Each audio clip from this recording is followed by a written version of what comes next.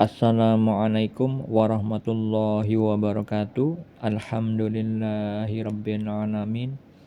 Allahumma shalli ala sayyidina Muhammad wa ala ali sayyidina Muhammad. Tadi saya melihat saudara kita menuliskan status di grup, salah satu grup di Facebook, yang intinya saudara kita itu seorang laki-laki menuliskan bahwa dirinya mengakui bahwa tidak paham tentang agama. Dan beliau mengatakan, tapi mengetahui yang baik dan yang buruk. Dan juga beliau mengatakan, apakah bisa dia menikah dengan seorang wanita yang solehah, seorang wanita yang taat. Itu inti dari tulisan saudara kita. Nah, kita akan meluruskan dengan cara ma'rifatullah, ilmu mengenal Allah. Pastinya kita kaitkan dengan dalil atau keterangan di Al-Quran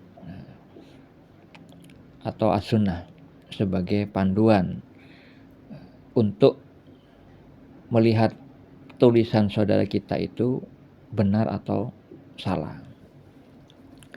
Yang pertama, saudara kita menuliskan bahwa dirinya tidak paham agama tapi mengetahui baik dan buruk. Bagaimana ini? Bagi orang-orang yang sudah kebuka mata hatinya sudah pasti salah kalau ada orang mengatakan hal seperti itu. Sebagai analogi, gambaran untuk memudah pahamkan. Misalkan saya sebagai salah seorang staf di sebuah perusahaan. Saya tidak mengetahui aturan-aturan di perusahaan tersebut. Jadi saya tidak mengetahui apa tugas saya dan larangan-larangan di perusahaan tersebut. Kira-kira mungkin tidak saya itu menjadi seorang staf yang baik, yang berdedikasi tinggi, pekerjaannya selalu benar, dengan ketidaktahuan tentang aturan dan tugas-tugas saya. Mustahil, bukan? Jelas mustahil. Kenapa? Bagaimana tahu? Aturan saja tidak tahu, tugas saya saja tidak tahu. Bagaimana saya akan menjadi seorang staf atau seorang pegawai yang baik di perusahaan tersebut? Nah, kalau misalkan tidak mungkin dengan ketidaktahuan saya tentang tugas saya itu apa dan peraturan di perusahaan itu seperti apa, itu menjadi suatu mustahil saya dianggap pegawai di sana. Walaupun secara tertulis saya pegawai, tapi lama-kelamaan kalau misalkan bos melihat saya selalu begitu, bodoh tentang perusahaan, peraturan perusahaan dan kewajiban-kewajiban yang dilakukan di perusahaan itu saya tidak mengerti, maka bisa jadi saya dipecat. Karena tidak mungkin seorang pengusaha, seorang bos itu memelihara seorang staf yang bodoh yang tidak tahu pekerjaannya apa. Begitu juga seorang muslim. Allah Ta'ala menganjurkan kepada kita semua untuk mengikuti syariat. Syariat itu apa? Peraturan-peraturan agama. Yang mana hal itu sumbernya yaitu Al-Quran dan As-Sunnah. Allah Ta'ala berfirman di dalam surat Al-Jasiyah ayat 18. Kemudian kami jadikan engkau Muhammad mengikuti syariat, peraturan dari agama itu. Maka ikutilah syariat itu. Dan janganlah engkau ikuti keinginan orang-orang yang tidak mengetahui. Pada hakikatnya, ayat ini menganjurkan untuk berilmu, mengetahui ilmu-ilmu tentang apa? Tentang peraturan-peraturan yang dianjurkan yang mana dan yang dilarang itu yang mana. Ujian kita di dunia ini sebenarnya dua. mengerjakan perintah Allah dan menjauhi larangan Allah. Itu saja sebenarnya tugas kita, ibadah kita. Karena apa? Allah Ta'ala berfirman di dalam surah Az-Zariyat ayat 56 bahwa jin dan manusia itu diciptakan untuk beribadah kepada Allah. Nah, ibadahnya itu dalam segala lini kehidupan kita, seluruh gerak diam kita sebenarnya adalah ibadah bagi orang-orang yang sudah mengetahui ilmunya. Sedangkan orang awam hanya mengetahui ibadah itu dalam hal sholat, puasa, zakat, umroh jika mampu, haji jika mampu, membaca kalimat-kalimat thayyibah. Itu saja bagi orang-orang yang awam. Tapi orang-orang yang berhakikat, seluruh gerak diamnya adalah ibadah. Nah, itu butuh pembahasan yang lebih mendalam lagi. Mungkin Anda bisa lihat di konten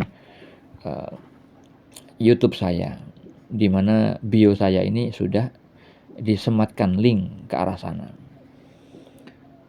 Kembali lagi kepada yang tadi. Saudara kita mengatakan dia tidak paham agama lalu mengetahui mana baik dan mana yang buruk. Ya mustahil. Ilmu syariat saja tidak mengetahui. Ilmu panduan saja tidak dipelajari, tidak paham. Bagaimana bisa mengetahui baik dan buruk? Melainkan hanya persangkaan belaka.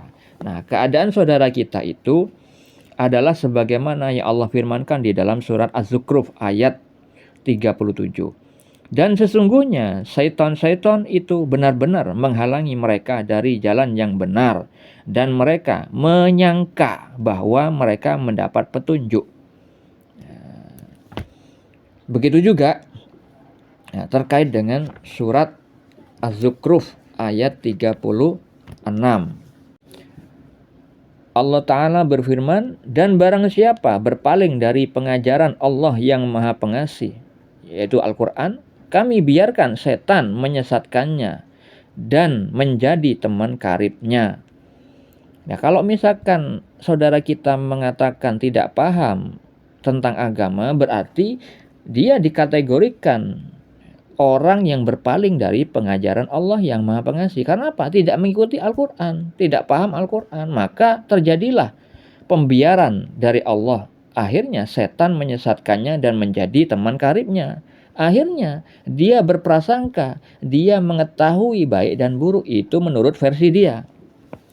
Nah, itulah bahayanya saudara-saudariku jika kalau kita ini tidak memahami ilmu panduan. Jadi banyak yang tersesat. Karena apa? Allah Ta'ala sudah menyebutkan bahwa kebanyakan orang di bumi ini niscaya menyesatkan kita dari jalan Allah. Sebagaimana Allah Ta'ala berfirman di dalam surat Al-An'am ayat 116. Dan jika kamu mengikuti kebanyakan orang di bumi ini, niscaya mereka akan menyesatkanmu dari jalan Allah. Yang mereka ikuti hanya persangkaan belaka. Dan mereka hanyalah membuat kebohongan.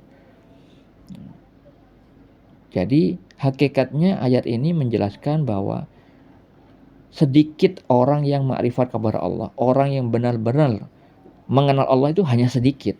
Karena apa? Disebutkan di surah ini bahwa kebanyakan orang ini di muka bumi ini hanya berdasar persangkaan belaka. Dan jika mengikuti mereka, kita pasti tersesat. Gitu loh. Jadi kalau misalkan dia mengatakan seperti itu, berarti ya dia tergolong orang yang tersesat, tidak paham. Lalu perkataan beliau yang lain, apakah boleh beliau itu menikah dengan muslimah yang taat? Ya sebenarnya menurut dia boleh aja, tapi Allah yang menentukan. Sebenarnya konsep jodoh itu sudah difirmankan Allah di dalam surat An-Nur ayat 26. Perempuan-perempuan yang keji untuk laki-laki yang keji, dan laki-laki yang keji untuk perempuan-perempuan yang keji pula. Sedangkan perempuan-perempuan yang baik untuk laki-laki yang baik, dan laki-laki yang baik untuk perempuan-perempuan yang baik pula. Anda bisa rumuskan sendiri. Gimana tergolong laki-laki seperti apa saudara kita yang tadi itu kalau mengatakan tidak paham agama. Lalu pantasnya dapat perempuan seperti apa? Nah, itu saja jawaban dari saya. Mungkin bisa menjadi pencerahan. Assalamualaikum warahmatullahi wabarakatuh.